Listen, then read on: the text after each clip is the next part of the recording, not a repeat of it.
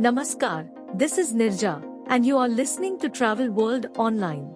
News highlights of the day. Indian tourism sector to be developed on mission mode. Srinagar to host 3rd G20 Tourism Working Group meeting on May 22 to 24. Outlook for Indian hospitality sector in 2023 is positive. HVS Anarock. IndiGoReach and InterGlobe Foundation organize My City My Heritage Walk. Akasa Air expresses commitment toward green environment. Aramness Gir launches Beat the Heat offer for summer 2023. Now, news and details. In line with India's G20 presidency coinciding with the celebration of Azadi Ka Amrit Mahotsav, Amrit Kal, the Ministry of Tourism, Government of India is attempting to develop India's tourism sector on a mission mode under the visionary leadership of Prime Minister Narendra Modi. Elaborating on the same, Arvind Singh, Secretary, Ministry of Tourism, Government of India on Sunday, 23rd April, said that India plans to develop 50 new tourism destinations across the country and envisages making 59 new air routes operational to boost tourism in the country. Speaking during the inaugural session of the G20 Tourism Expo organized by the Ministry of Tourism, Government of India along with FICCI and the Department of Tourism, Government of Rajasthan, Singh said, amidst India's G20 presidency, India's tourism sector is showing one of the strongest recoveries in the Asia-Pacific region. Despite the challenges posed by the pandemic, India registered 6.19 million foreign tourist arrivals in 2022, registering a growth of 305% as compared to 1.52 million in 2021. To promote tourism further, we plan to promote green tourism and open up 50 new tourism destinations and launch publicity in overseas markets. The Ministry of Tourism has already organized a G20 Tourism Working Group meetings and is exploring the promotion of green tourism, digitalization, skill development, promotion of MSMEs and destination management. Besides, the government is also focusing on robust infrastructure development as a whole. We are taking a 360-degree view of developing the tourism infrastructure with a focus on enhancing rail, road and air connectivity. We have recommended 59 new routes to the Ministry of Civil Aviation under the Udan scheme, which is very successful, and out of these 51 tourism routes have already been operationalized, added Singh. Vishwendra Singh, Minister of Tourism, Government of Rajasthan informed that the state government plans to revive 23 old airstrips spread all over Rajasthan, which will give a boost to the tourism sector in the state. Delivering his inaugural address at G20 Tourism Expo, Rajasthan's Minister of Tourism said, under our newly introduced rural tourism policy, we are going to redevelop 23 airstrips with private sector support. This will provide a big impetus to tourism in Rajasthan, especially in rural areas, and create humongous employment opportunities. Rajasthan has also formed a path-breaking rural tourism policy, which a lot of states should emulate. The policy is expected to boost wildlife tourism, cultural and religious tourism across the state, he added. Enumerating the initiatives taken by the Rajasthan government, Gayatri Rathod, Principal Secretary Tourism, Art and Culture, Government of Rajasthan said, Rajasthan is home to about 75% of heritage hotels in India, many of which have been renovated and restored through public-private partnership and are now being used for royal weddings and film shoots. Our department has recently formulated rural tourism scheme to promote tourism in rural Rajasthan and create employment opportunities. Welcoming the delegates and dignitaries, Deepak Deva, Chairperson, Tourism and Culture Committee of FICCI said, the recovery of tourism worldwide has been a phenomenon and India is leading from the front. We hope to keep the momentum aiming at 11 million FTAs. India's G20 presidency will add strength to India's drive. Speaking on the occasion, Dr. Jyotsna Suri, past President, FICCI and CMD of the Lalit Suri Hospitality Group said, India's G20 presidency is an incredible opportunity of not only to host meetings but also a fantastic platform to showcase India's diverse culture, cuisine, heritage and its treasure of tourism destinations. it is also a great opportunity for the tourism industry to showcase itself. Randhir Vikram Singh, President, Indian Heritage Hotel Association and CMD, Hotel Castle Mandawa said, "As a country, we have a rich heritage and tourism, especially in Rajasthan has a lot of heritage sites to showcase." Delivering a vote of thanks, Shailesh Pathak, Secretary General, FICCI said, "By 2030, as India becomes the third largest economy in the world, a prediction, tourism outflow from India is going to be 5x of today's numbers, and the inflow of foreign tourists is going to be 10x of the current level. This will lead to green and sustainable job creation." During the inauguration of G20 Tourism Expo, several dignitaries, including the Ambassador of the Republic of South Korea to India, His Excellency Chung Jae-bok, were present. Attended by the stalwarts of the tourism, travel and hospitality sector of India, the event will witness some of the leading names of governance, policy making, and industry coming together on one platform to deliberate on the future of India's travel and tourism industry. The G20 Tourism Expo is being organized simultaneously with the 12th edition of the Great Indian Travel Bazaar, GITB. GITB, one of the biggest events of inbound tourism in India, is co-organized by the Ministry of Tourism, Government of India along with the Department of Tourism, Government of Rajasthan, and the Federation of Indian Chambers of Commerce and Industry, FICCI. The special G20 Tourism Expo will include panel discussions, ambassadors roundtable, cultural eventing, game of golf, and other programs. Being held after a gap of 3 years, GITB will witness over 11,000 B2B meetings of 283 tour operators from 56 countries, including 150 plus from G20 countries, with the representatives of tourism boards from 11 states namely Chhattisgarh, Kerala, Karnataka, Goa, Odisha, Madhya Pradesh, Punjab, Tamil Nadu, Uttarakhand, and Uttar Pradesh, apart from Rajasthan, along with more than 290 Indian exhibitors. The premier tourism event is supported by leading national and regional associations like the Hotel and Restaurant Association of Rajasthan, HAL, Indian Heritage Hotels Association, IHA, and Rajasthan Association of Tour Operators, RATO. The first edition of the GITB was held in 2008 and since then has grown from strength to strength and is considered a force to reckon with in the inbound travel mart of India. As per Arvind Singh, Secretary, Ministry of Tourism, Government of India, the forthcoming third G20 Tourism Working Group meeting scheduled to take place on May 22 to 24 in Srinagar will help to spread a positive message about the region in the international markets. While speaking exclusively to Travel World Online, too, Singh said that apart from attending the conference, delegates will get an opportunity to experience the tourism products in Kashmir. "We have already organized 2 working group meetings, one in Rann of Kutch and the other in Siliguri. We are receiving feedback that these meetings have a very positive impact on the development of tourism in these destinations. In the next working group meeting in Srinagar, we plan to take delegates on an excursion in Gulmarg where they will be experiencing gondola ride. There will be a side event on film tourism also in Gulmarg. Shikara ride on the world-famous Dal Lake is also in the plans besides an engaging cultural program for delegates," said Singh. Overall, about 150 delegates are expected to participate in the third G20 Tourism Working Group meeting, including 100 foreign delegates in attendance. The event will definitely help to showcase the strength of the facilities in Srinagar. We know that Jammu and Kashmir is one of the most beautiful parts of India.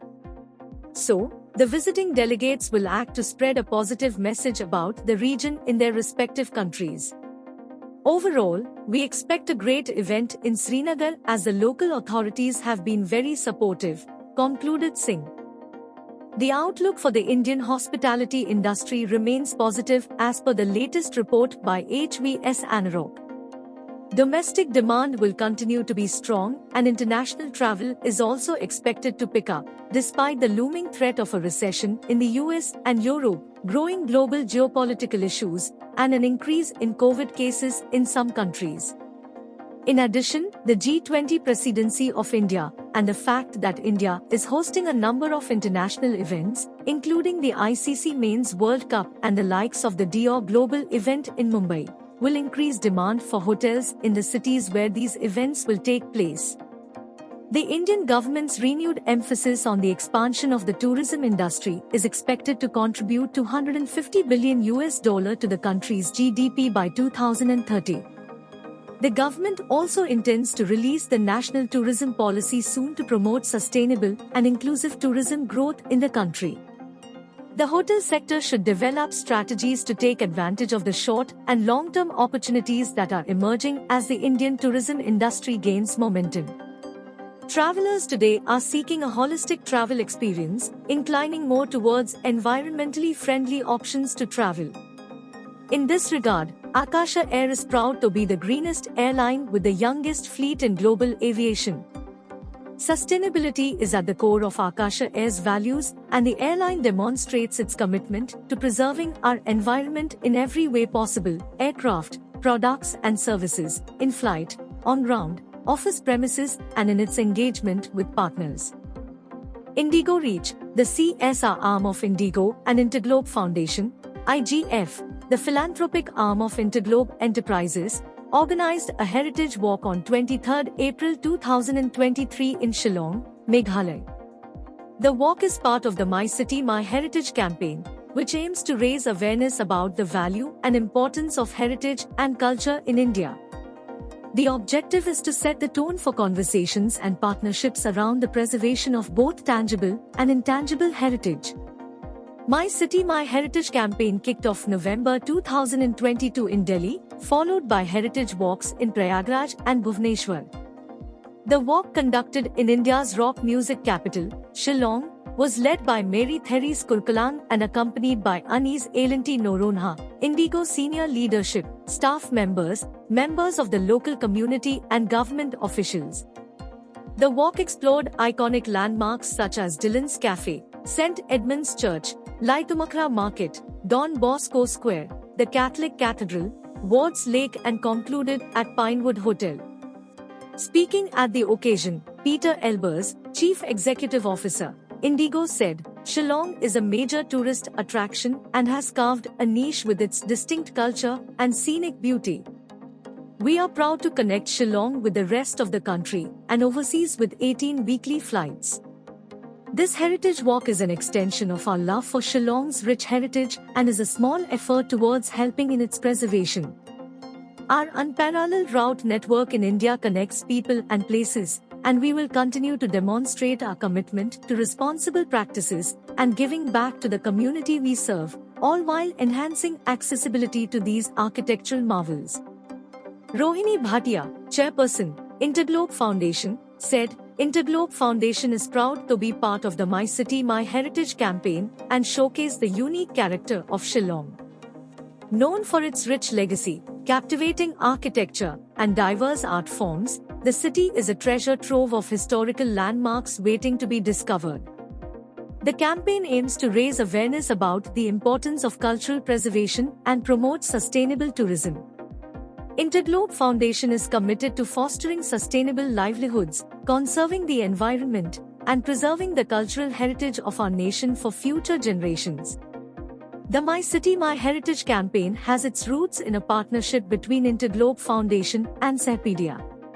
It was conceived as a project to explore, document, and spread the diverse heritage and cultural aspects of 10 Indian cities: Prayagraj, Indore, Nashik, Bhubaneswar, Hyderabad, Ahmedabad, Chandigarh, Goa, Kolkata, and Shillong.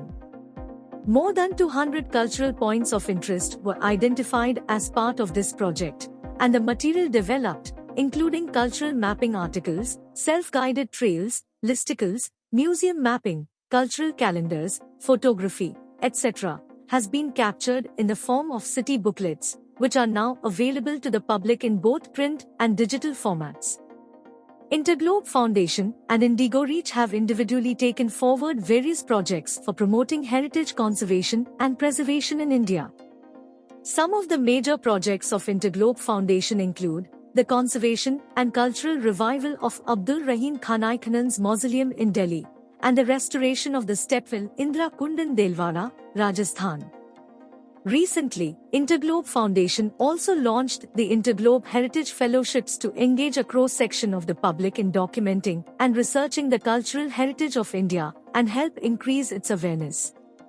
IndiGoReach also undertook projects for the conservation of Muhammad Qutb Shah's mausoleum at the Qutb Shahi Heritage Park in Hyderabad and the restoration of the interiors of the Lal Bagh Palace in Indore, Madhya Pradesh. Akasa Air has taken several steps to reduce its environmental impact, including fuel-efficient engines, sustainably curated crew uniforms, and eco-friendly in-flight meal packaging. A key decision taken by the airline was to move away from the ceremonial water cannon salutes at flight and route inaugurations for management of water wastage, which has resulted in saving approximately 3 lakh litres of water till date.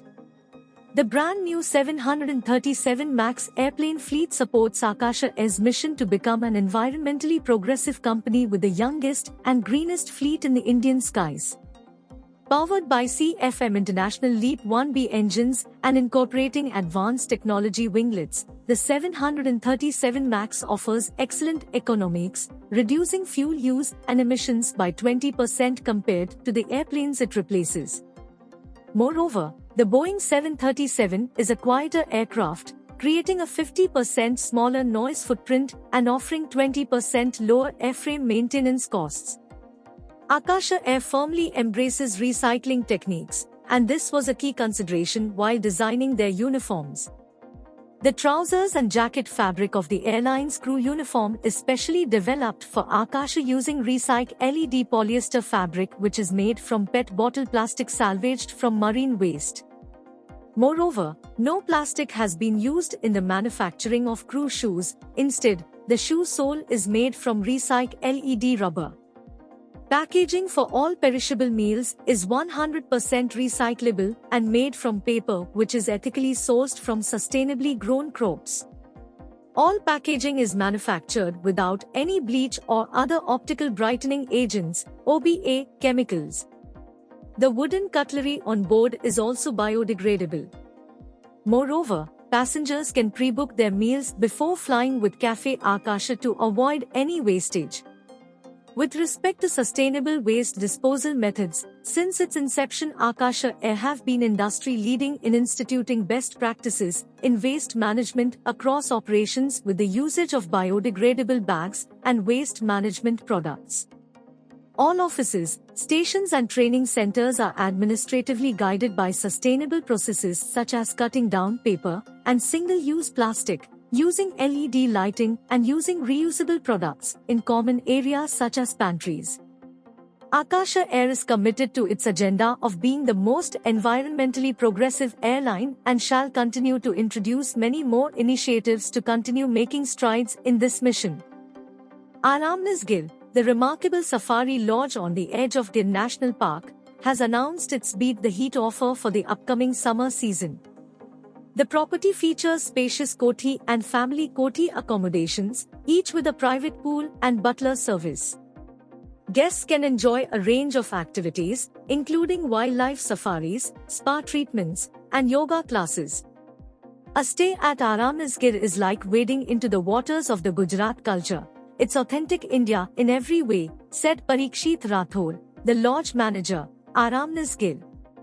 We are excited to launch the Beat the Heat offer for our guests. It's a great opportunity for travelers to experience the ultimate luxury and hospitality of our property while enjoying the wildlife and natural beauty of Gir.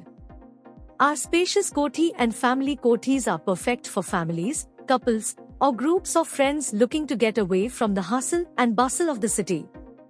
The Beat the Heat offer includes 2 nights accommodation in a spacious koti or family koti, all meals, use of the gym and yoga pavilion, 1 Gir National Park safari per stay, 1 wildlife activity at the lodge, a 10% discount on spa treatment, a visit to the Maldhari Ness, complimentary internet access, Wi-Fi, and laundry and valet services. Guests may book their stay for a minimum of 2 nights, with rates starting from 1,35,000 rupees for a koti and to 10,000 rupees for a family koti. The park safaris are subject to availability and camera fees permit charges as charged by the Gujarat Forest Department. Aramness Gir is committed to sustainability and ecotourism and offers guests a unique and luxurious experience in the heart of nature. The property is designed to provide guests with the ultimate safari experience while also supporting the local community and environment. That's all in Bulletin. For the latest updates, keep listening to Travel World Online Radio with you always. Kabhi bhi, kahi bhi.